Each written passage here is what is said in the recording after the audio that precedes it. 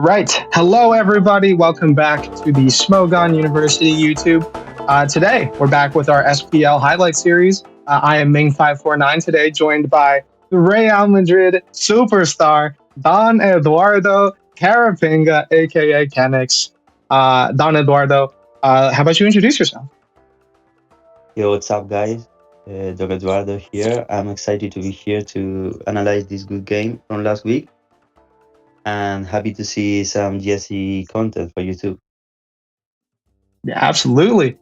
We had Julio. For some of you who are more attentive viewers, may realize was commentating on some GSE a couple weeks ago. It's only appropriate that we kind of get their gaming featured on the channel this week. So, without further ado, Don Eduardo, let's hop into it. Yeah, sure. Before we start, I want to clarify that we will go to through the turns, like pausing every turn, so I can give like the most information I that is happening in the game. I'll try to keep it brief, but at the same time, I want to everyone who is seeing this game and probably doesn't know what's going on to understand what's going on, why are these plays being played or whatever. So I think that's kind of the important thing here. So everyone knows, like, has a good experience with the game.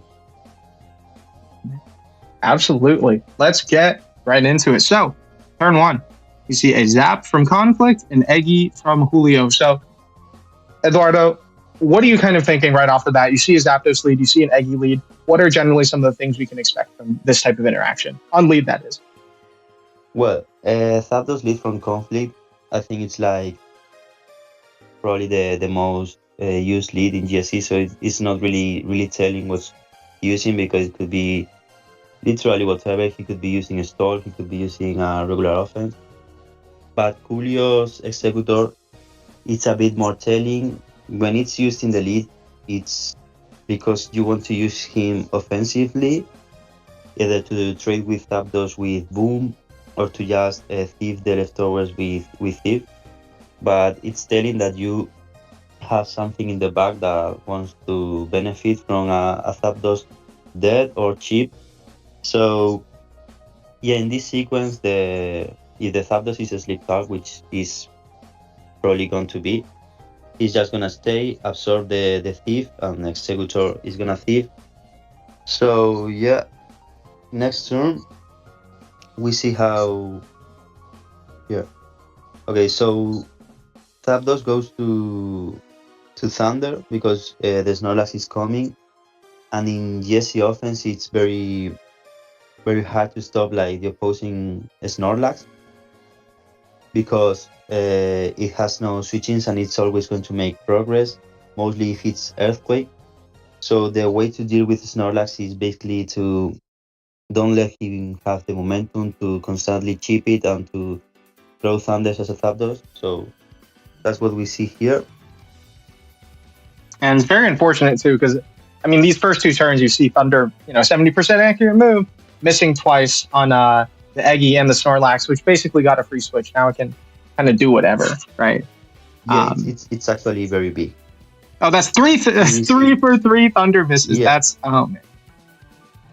And this is what you kind of were saying before about the Snorlax, it being kind of hard to switch into. Zapdos just sponged 41% for absolutely nothing.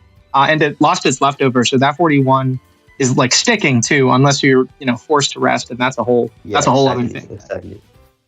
So it's really hard for, even if it can be like, it can look like it's not that important for Conflict, like this start is just very unfortunate for him.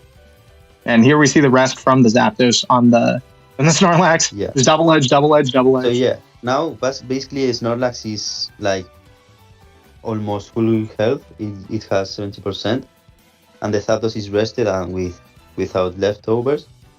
Now Julio here does a very good play because Zapdos, when he's asleep, you can't rely him on a sleep talking the Snorlax. So it's obviously going to come. It's obviously going to switch, and Cloyster is the obvious switch in this situation. So Julio anticipates that and goes to his own Zapdos to apply pressure, probably just throwing some Thunder to the incoming Snorlax or whatever. We'll see what he chooses, and that is exactly what happens. Snorlax comes in, gets thundered, and unlike Conflict's Zapdos Julio, is a little more accurate and then gets this thunder on the first hit. So 31%. Yeah, and this thunder hitting is like very, it's going to tell who is going to have the momentum initially, because you are going to force Snorlax to rest, and that's going to give you like some room to spikes and to pressure. So it's actually big.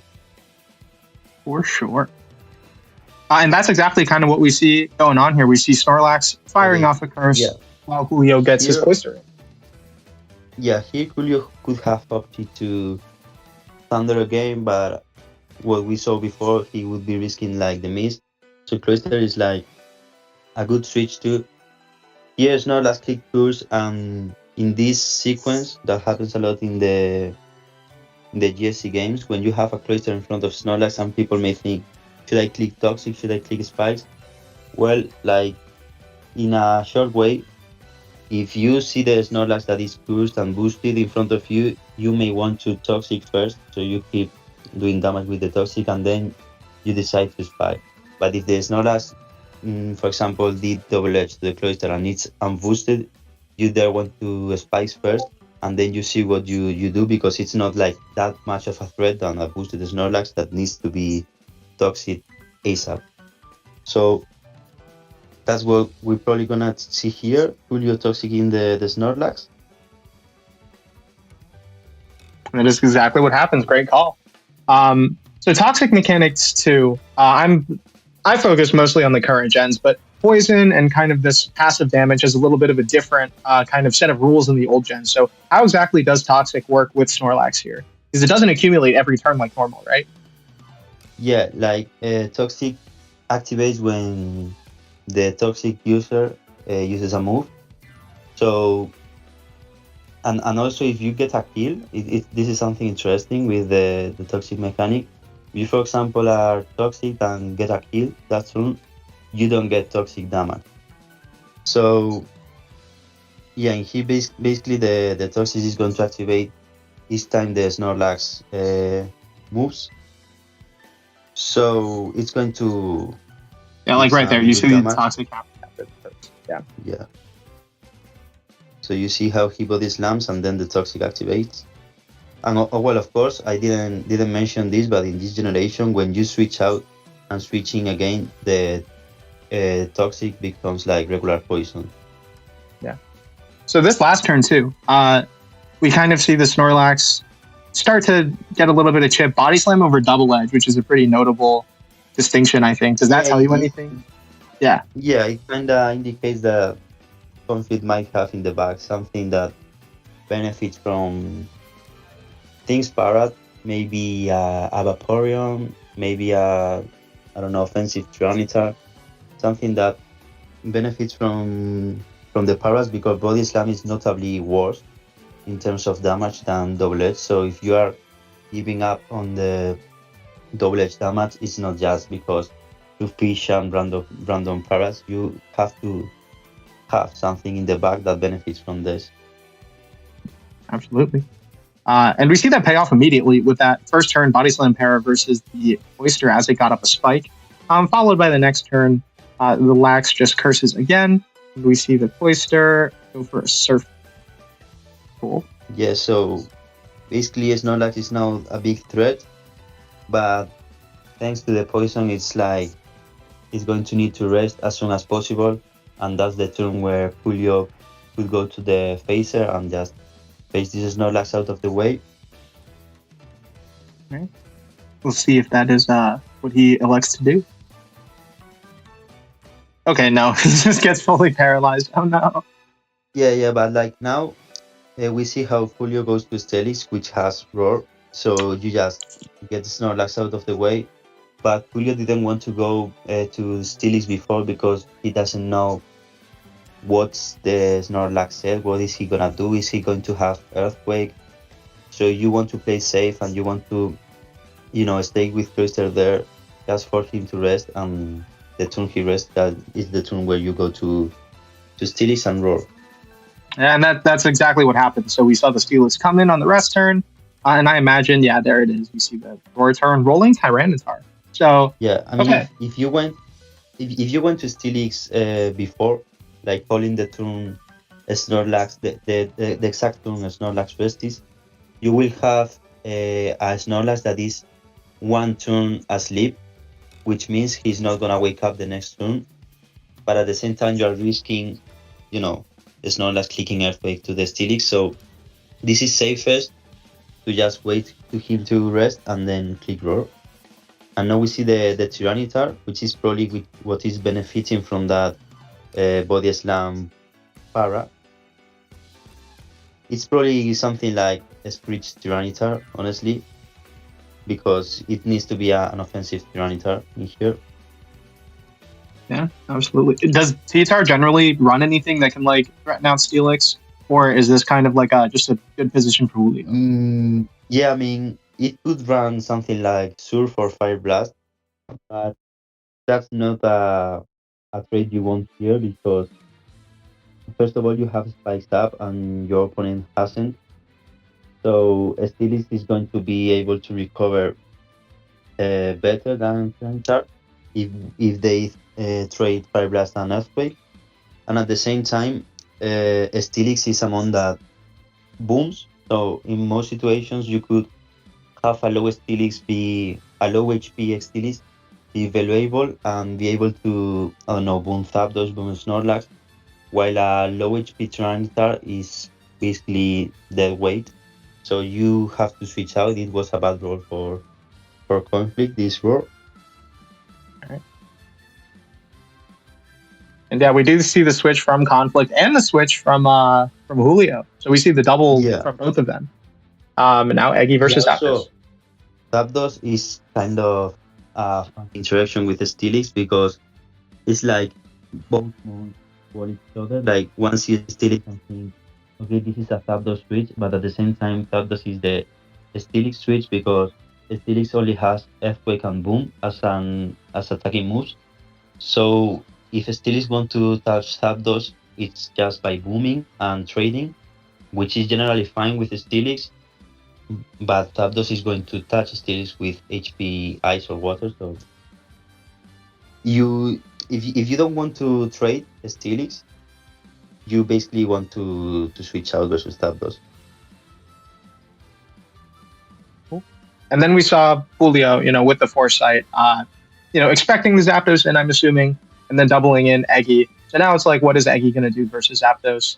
Uh, we'll Yeah, see. yeah. I mean, seeing that Zapdos has no lefties, I think it's fine to assume that Julio is going to try to go for Psychic and to try to, because the Zapdos is like zero turns asleep, so he's going to try to kill this Zapdos, and that's what we see. The Zapdos rolls Thunder, it crits, which is good for him.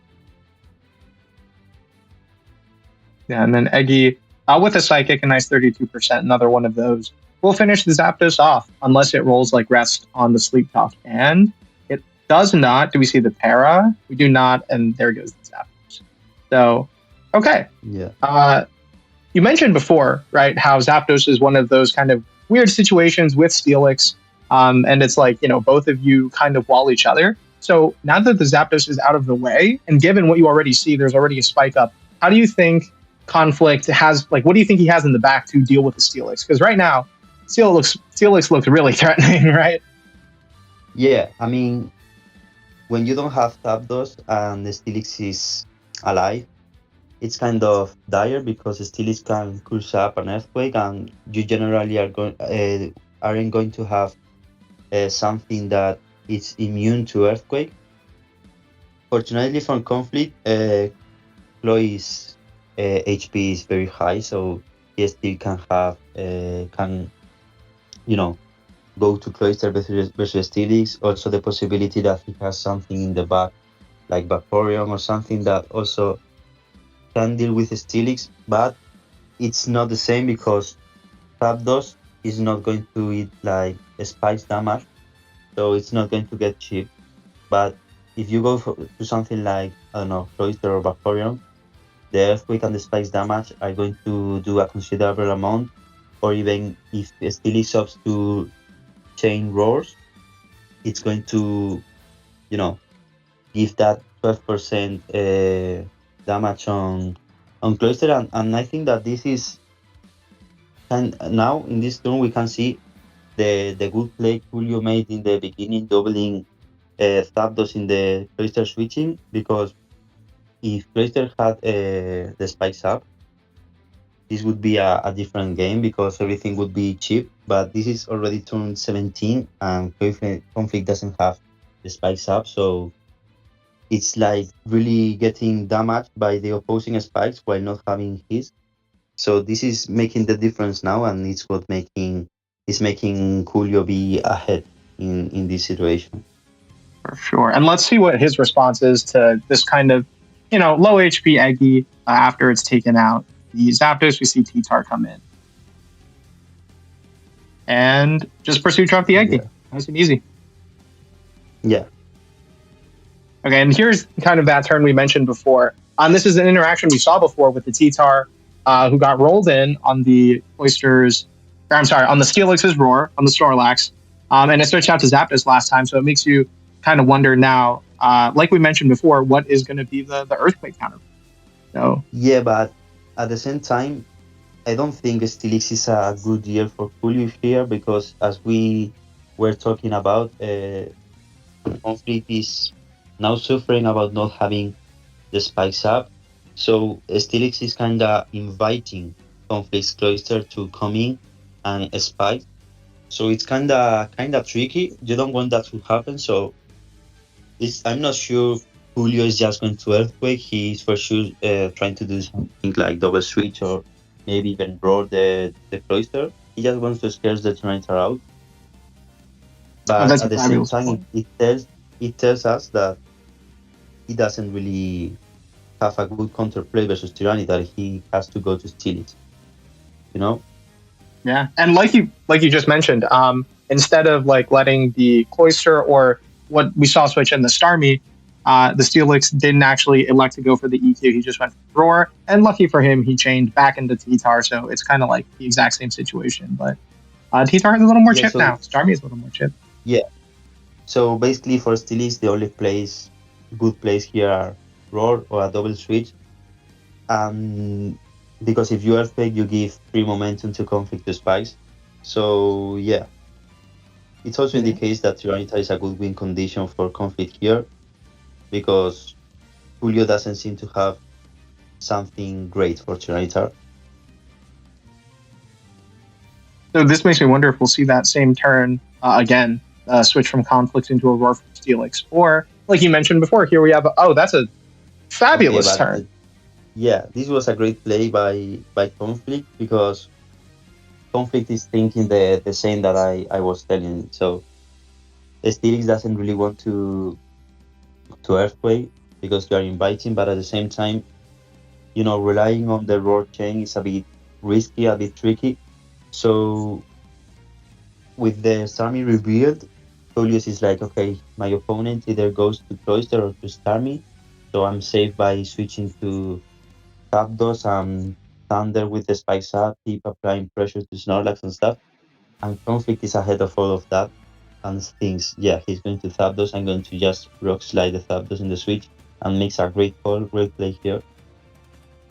Yeah, absolutely. And now I wouldn't say Conflict's ahead now since you still don't have your spikes up, um, and you are still taking chip on all your guys. But I mean, 67% on Zapdos is absolutely massive, and Julio definitely has to kind of figure a way to get back into this, which Yeah, is just right Zapdos back has to into switch Steel out. Leagues. Yeah. Zapdos has to switch out. It was just a good call for Julio, but better call for Conflict. Yeah. So back to Steelix and now a tricky situation again. What is he gonna do? Because he can't.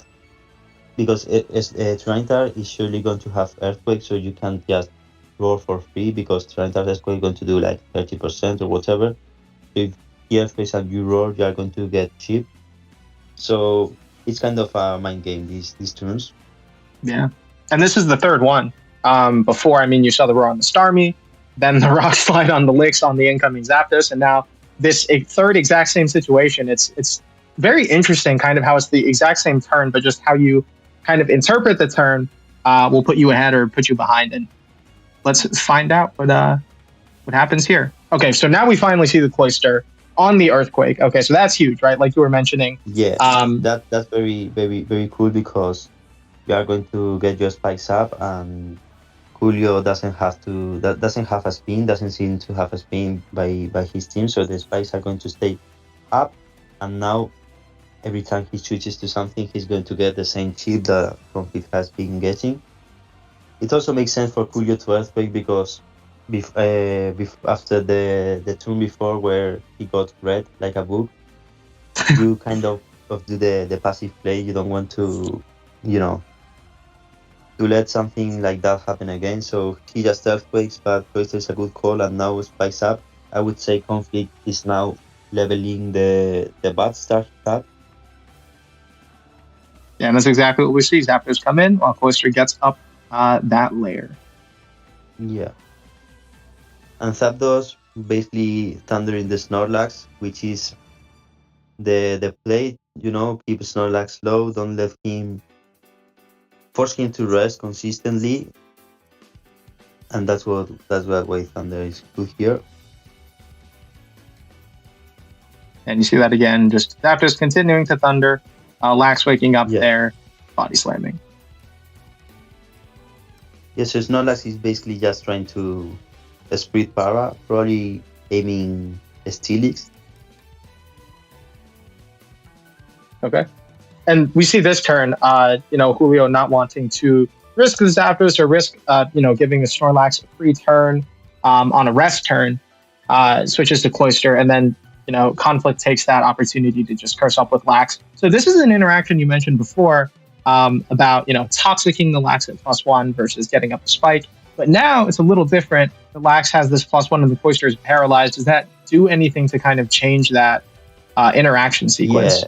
Yeah, it changed basically everything because now Snorlax is faster, so and Cloyster has the chance to be full para than or missing toxic, and Snorlax is faster and can push to +2. And it's kind of tricky because Julio Iglesias doesn't know the last move of Snorlax. It could very well be something like a sleep tug from Snorlax, which would be very good for Julio, so he can go Steelix more free. But Conflict is doing a good thing here by just hitting that move. So it's conditioning the whole game from Julio. So he doesn't know if it's earthquake, if it's a sleep tug. So he has to do some plays to adapt that to those both possibilities basically.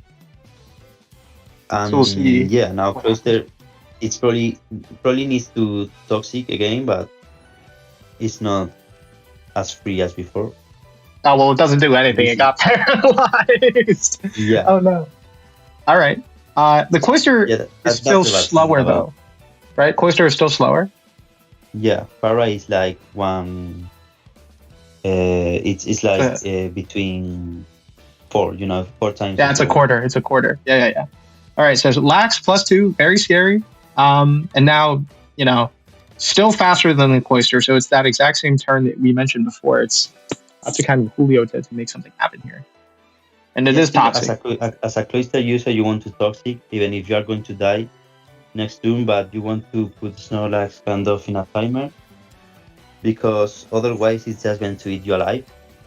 So fortunately for Julio, he could get the toxic, and now even if cloister has to be sacked, the Snorlax doesn't have like that much freedom as if he wasn't toxic. Oh, and we see Julio's last, and that is the Gengar from him. So that's neat.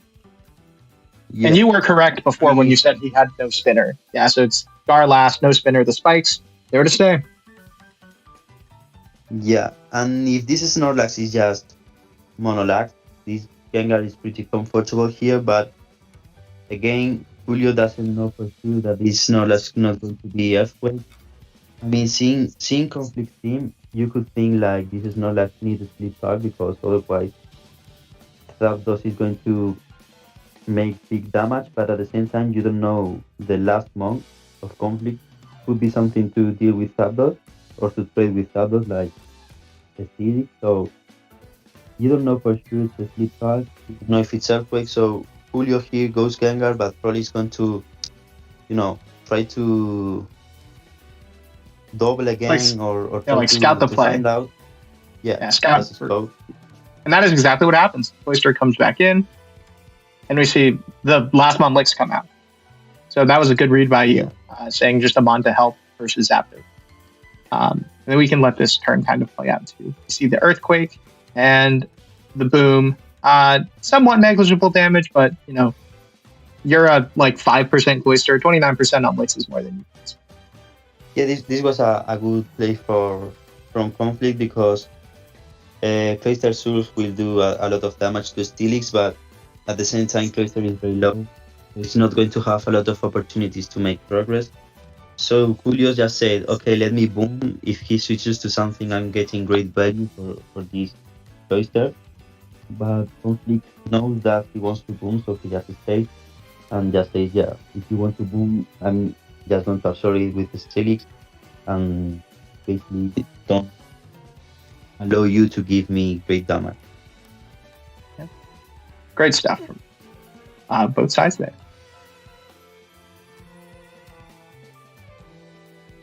Okay, and here So was, yeah, yeah, that kind of moment you said as we before. said before, the bad thing about Steelix is that it just allows the low HP Zapdos to come in for free and to heal with lefties and to even rest. Julio doesn't really want to rest because resting means free momentum for the Snorlax, for example, or for Tyranitar, but it's going to heal with leftovers turn by turn, so it's bad for Steelix. Steelix doesn't want to trade there, so he just roars and faces the Zapdos out.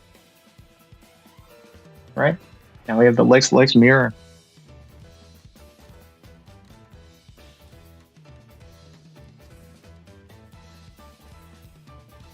Okay, and then we see the Cloyster Okay, come out so again, sponge that earthquake. Not really a ton of damage. yeah, Cloyster is threatening, but at the same time, Julio has Gengar and Zapdos. So Conflict does a good play with Tyranitar that kinda covers both.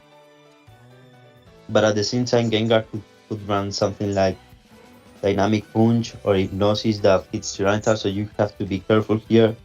Probably even, scout that. But the more you want to scout that with is Zapdos, so Zapdos is not alive. So yeah, maybe Conflict doesn't even scout that and just goes like, okay, let me just attack this thing. Okay, and that is exactly what happens. Gengar does have the hypnosis, sleeps the Tar, and now Tar's. And that's huge. That's huge because sleeping something in GSC that doesn't have sleep talk is kind of one hit KO in that round. I mean, not that much, but you can rely on the sleep turns that you get. If you get a long sleep, you are basically at that monk. Um, yeah, if Conflict was recovering there, that turn was key for Julio, and now I say that Julio is ahead again. Yeah, we So see we see the. Cloyster coming in again to Steelix. Yep. It's getting cheap though, like it's very low now.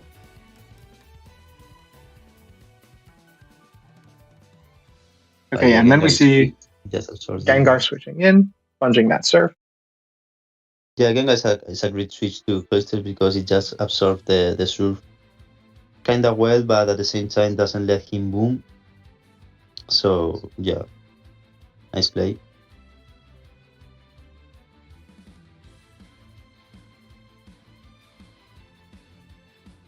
Probably that is not what Julio was expecting there, I'd say, but Zapdos gets to heal a bit with leftovers and now pressuring with Thunder.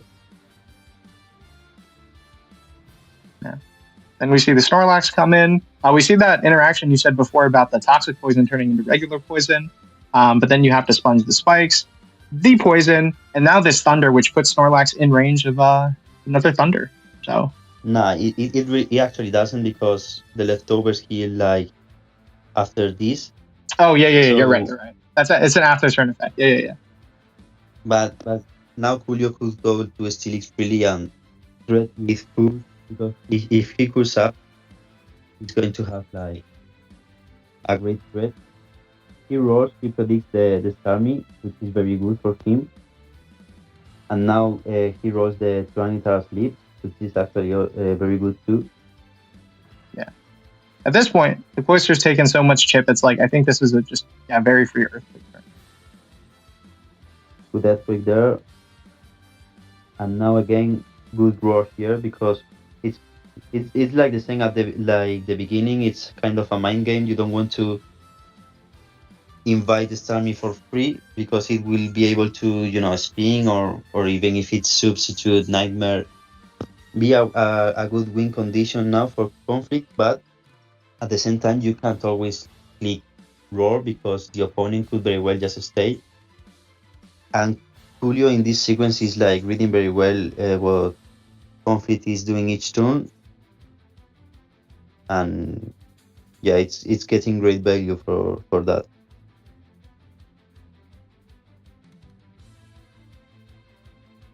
Yeah, great turn again. Reading the So kind of yeah, stay with clicks. Although I don't even know if you would roar on that turn, but yeah, Earthquake, trading some Earthquakes, and this looks really nice.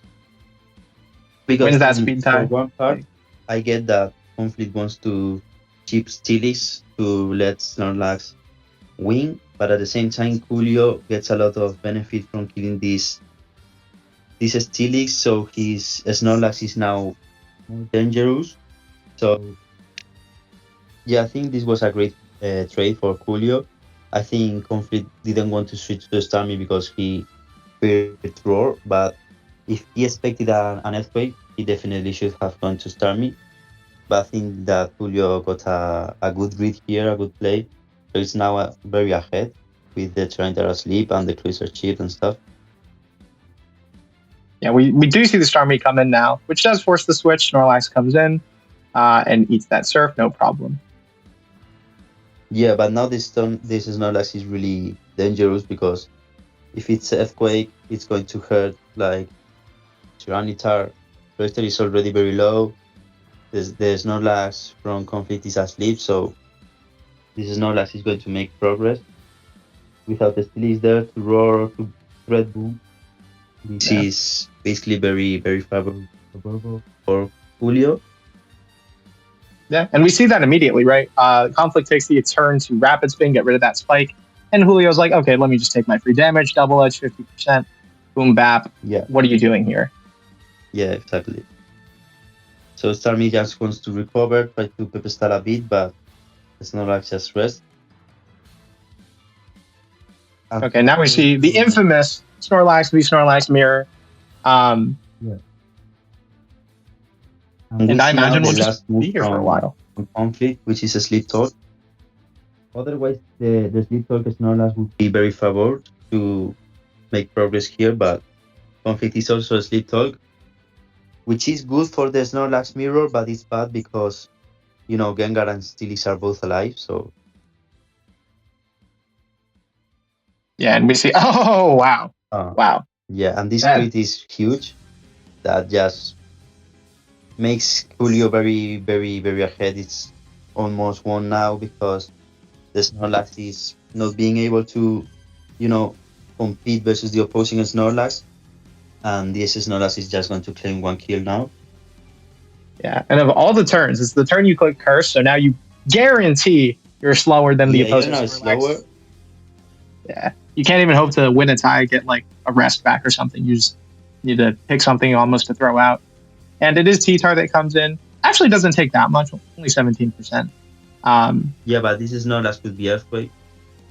And it is Earthquake. You see it right there. Cloyster Yeah, comes but in. yeah, we see a good play from Conflict because Double Edge just kills the Cloister, but Earthquake you survive. So now you're in a position where you can threat Boom to Snorlax or to Zapdos coming in, but at the same time you can't go Steelix or Gengar because you die from for Surf. So it's kind of a mind game. If you Surf here and Snorlax stays in, you basically lose. But if you Boom and he goes to Gengar, you also are in a very bad position. So if you want to boom here, you want to kill this Snorlax and stays. and let's see if that's what happens. Personally, what would you do if you were in this situation? You're Julio, you have your full HP lax, you're staring down like a 20% cloister. What would you like make in this exact situation? If I was Julio, I think I would probably mm, just sack Zapdos. I mean, if they surf, this is going to have a free thunder, and if they boom, if my Zapdos dies, I'm not that bad because if conflicts Starmie hasn't revealed all the moves, right? I don't think so. I think it's only, it's click surf rapid's been recovered. Okay, so if conflict Starmie is sub and Snorlax dies, the Starmie is basically almost going to win because you can sub in front of Zapdos and Fish for Thunder misses. So you can't really rely on Zapdos beating the Starmie. You need the Snorlax 100% for beating a Starmie because you don't know if this Starmie is going to be soup. And in the case that it's soup, Zapdos is going to be not the good answer you want. So I think the Snorlax, you need to save him 100% for Starmie. And at the same time, you want to save like a Steelix for the opposing Snorlax, forcing to be able to roar. Because even if Gengar is immune to Monolax, the Yeah. Snorlax could just pepper stall the Gengar in a lot of situations. So I think the two months you can go here are Zapdos and Gengar. I think I would go to Zapdos. And let's see what does Julio go. Oh, And here we see that Julio stays with Snorlax, which is surprising me because I think if this Starmie was in a very dire situation. So yeah. I think it was. Mm, All right. Well, we do see Starmie, and it reveals last move T Wave, which is okay, and immediately doesn't matter because Zapdos rests. Okay. yeah, so Zapdos is able to rest and stuff. But if the Starmie instead of in T wave was soup, the Zapdos would be in a lot of problem. Yeah, I mean Yeah. you can loop rest and stuff, but if the Starmie quits the Zap 24 surf that he has, you are going to lose basically. So I don't think it was a good play to stay with Snorlax. Props to Conflict to hold that play. Fortunately for Coolio, the Starmie is not surf, so now that gets to heal and to be in a good position anyway. Yeah. This is Zap. It rolled the HP Ice in the last turn. This turn rolls the rest, and the Yeah, T-Tard, not having sleep talk, kind of just has to sit here at the mercy of whatever gets. yeah. And it Unfortunately goes for down. Conflict, the Tita has like a 5 turn sleep, which is like the highest you can have. 6 turn is the highest. So if Conflict's Trinity would have wake up before, it would be a different story. But at the same time, you can't really rely on waking up. So yeah, a bit unfortunately for Conflict, but at the same time, it probably wasn't the best decision to risk Tyranitar in front of Gengar. Yeah. We see Zapdos clean up the Snorlax too with Thunder. And at this point, it's semantics. The Zapdos will be Yeah, kind of finishing this game. yeah. So Zapdos just thunders again and wins the game. Cool game, honestly. I think it was very, in the initial sequence from Coolio avoiding those thunders on the Zapdos and also denying the cloisters to spikes for like 20 turns. He gained a lot of advantage there, but at the same time, Conflict did some great plays to come back, like that rock slide to Zapdos or that good switch to Cloyster to avoid the roar chain and stuff from Steelix. But at the end, Julio with that good Steelix sequence, earthquaking the opposing Steelix instead of roaring for the incoming Starmie, and also getting the hypnosis from Trinitar, gain a lot of advantage that was not possible to overcome for Conflict. good game. I have to say, I think both players played really well, and it was a fun watch, definitely. Yeah. Shout outs to Conflict. Shout outs to Julio. And thank you, Don Eduardo Carapinga, for taking some time out of your day to kind of sit down and do this replay analysis. Um, but with that being said, that is all from us. Thank you, all our lovely viewers, for watching, and we will catch you next time. Peace.